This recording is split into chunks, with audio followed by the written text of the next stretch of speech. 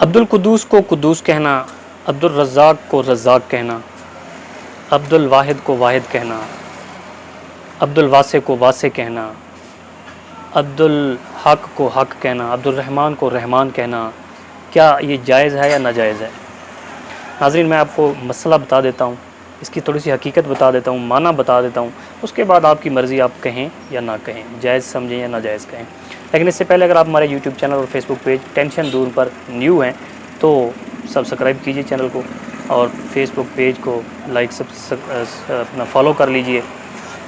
اس سے آپ کو بل تو کوئی نہیں آئے گا، لیکن ہمارا تعاون ہو جائے گا۔ اتنی محنت سے آپ کے لیے ویڈیوز بناتے ہیں، امید کرتا ہوں آپ ہمارے ساتھ یہ تعاون ضرور کریں گے۔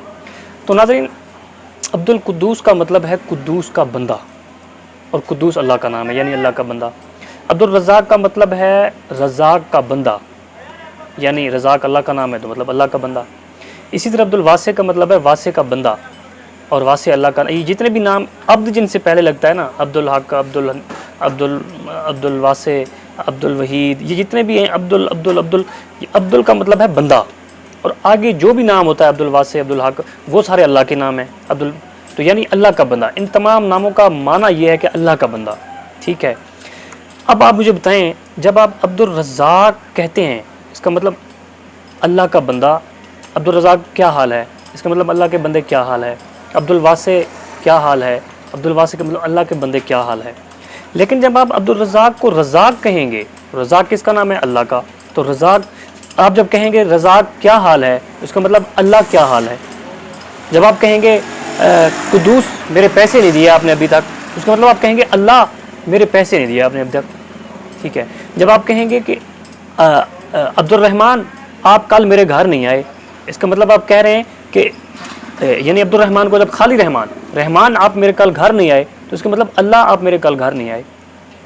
سمجھ آ گئی میری بات؟ مسئلہ سمجھ آ گیا، معنی سمجھ آ گیا کہ یہ سارے نام جو ہیں اللہ کے نام ہیں۔ جب اس کے شروع میں عبد لگتا ہے تو اس کا مطلب ہوتا ہے اے اللہ کے بندے کیا حال ہے، سب کچھ جائز ہے، کہنا جائز ہے۔ لیکن عبد کے بغیر قدوس کہنا، رزاق کہنا، واسع کہنا، رحمان کہنا، جبار کہنا، ستار کہنا، یہ ناجائز ہوگا۔ کیوں ناجائز ہوگا؟ اس کا معنی اللہ ہے۔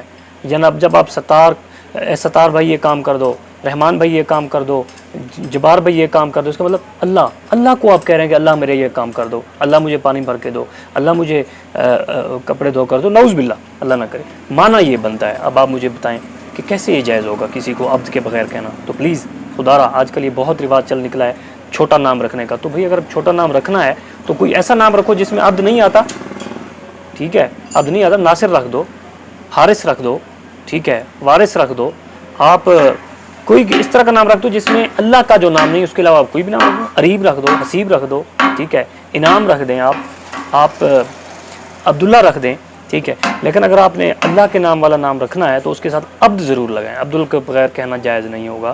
یہ ایک اہم مسئلہ ہے جس کی طرف آج ہمیں توجہ کرنے کی ضرورت ہے۔ مزید اس طرح کی ویڈیوز دیکھنے کے لیے ہمارے یوٹیوب چینل اور فیس بک پیج ٹینشن دور کو لائک کیجیے، سبسکرائب کیجیے۔ اللہ حافظ، بہت شکریہ۔